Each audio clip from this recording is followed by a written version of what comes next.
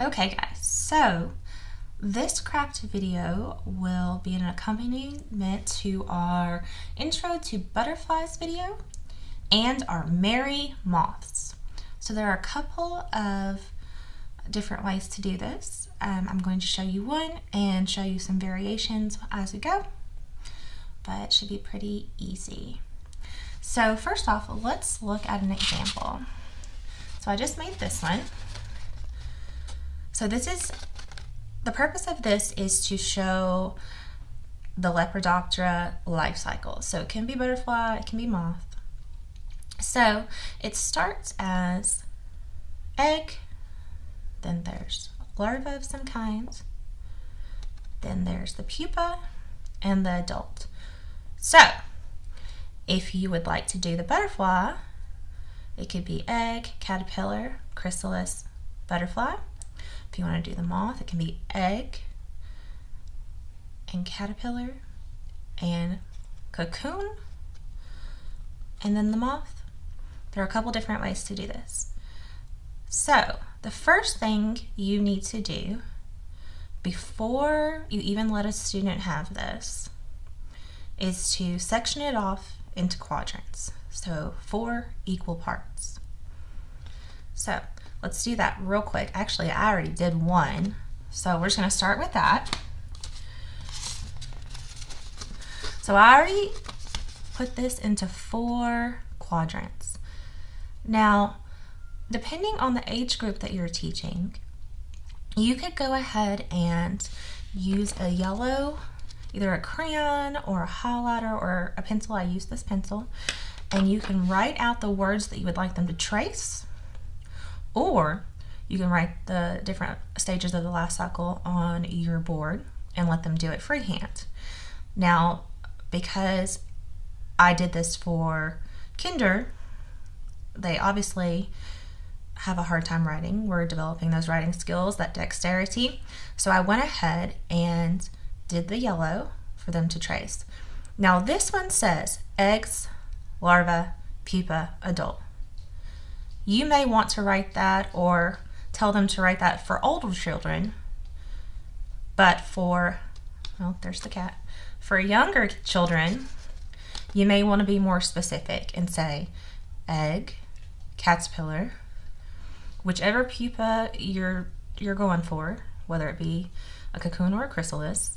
A lot of times we start with the chrysalis because it is one of those first scientific words that they learn, and then the adult. So first you would do this. Now, second step, you have, oops, sorry. So I'll put these away, this part away. So I have cut some, it's like 2.5 or 3 inches cubed. So 3 by 3, not cubed, sorry, squared. It's 3 by 3 or 2.5 by 2.5. This is just scrap tissue paper. These come in tons of things. It doesn't matter what color it is, whatever you want to do. This is just to make the adult Lepidoptera, okay? So you'll need this, and you will need half of a pipe cleaner. Now this is just 1/2. I took 1 pipe cleaner, which was super cheap at the dollar store, cut it in half. You only need 1/2. So you would fold these up, kind of twist just a little bit, but not enough to rip it. Now what you want to do is make this V shape. Put the tissue paper in there and twist. Now this holds the tissue paper, giving the impression of wings, and also doubles as antennae because you want them to learn the body parts also. So that's the adult stage. So we'll put that in the adult quadrant. So that's, well, it would help if I would open it, wouldn't it? So that's dot, dot, not a lot, right? We don't want to waste that glue. Our budgets are not big, so we want to save as much as possible. So also this kind of goes with the recycling thing also, because you're reusing these from other things. So that's the adult. It's going to need a few minutes to dry. We're good. For the eggs, the easiest and cheapest thing you can do is to get white or brown rice, whatever you have, doesn't matter. If you have some kind of tiny seed or something like that, that works too. Whatever you have, or is the least expensive for you to buy or borrow from someone. So I have this white jasmine rice, and you can do this a few ways. You can go ahead and put a leaf down here that you've collected from outside. That can be a outdoor activity that you do with them where they collect leaves. You can use that as some kind of other activity and then reuse it on this. For this particular video, I'm just going to make a little bundle of eggs. So that's what we're going to do. So it's dot, dot, not a lot, right? Oops. And then you just shake a little bit of that on there. And eventually it will dry into this little egg mass. And that represents the eggs. Easy peasy. Now, for the caterpillar, you can do it a couple different ways. I tend to like this rotini pasta. It's pretty inexpensive.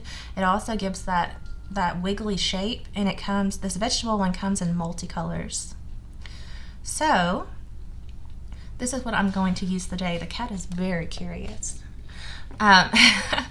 This is what I'm going to use for the larva form. You can use this, or you can use penne, whichever you would prefer. So, we're going to dot, dot, not a lot on this. And that represents our caterpillar. Now, for the next one, depending on which life cycle you choose to do, you would choose a chrysalis or a cocoon.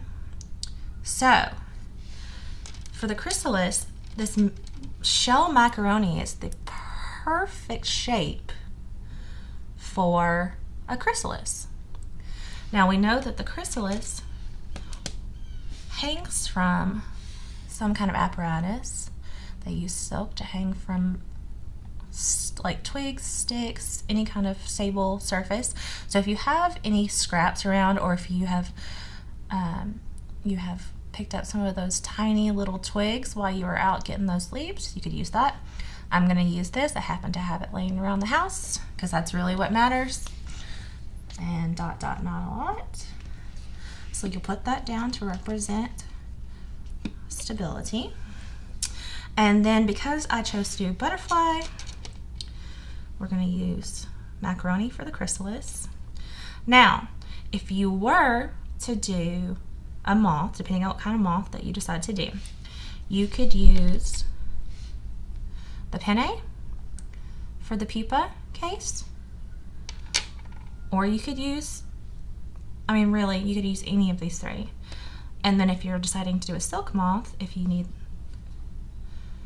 to do the cocoon part, you could use cotton balls, and they're all super cheap, and you can buy them at any pharmacy, any kind of box store, easy peasy to get, right? So, because I chose the butterfly, I'm doing a chrysalis. Kids really love the word chrysalis, since it's one of those first really important scientific words they learn. They love it, and they say it constantly. So, that concludes the life cycle. So as you saw, we have the egg represented, the larva represented, the pupa that we've chosen, and the adult. And it's all very inexpensive. Most of the stuff you'll already have in your classroom, or it's something that is just cents on the dollar for you to acquire. So, easy peasy. All right, if you guys have any questions, let me know. Again, this is just to satisfy the part of the curriculum that deals with organismal life cycles. We happen to do it with insects, and there's many different ways for you to do this. So have a great day. Bye.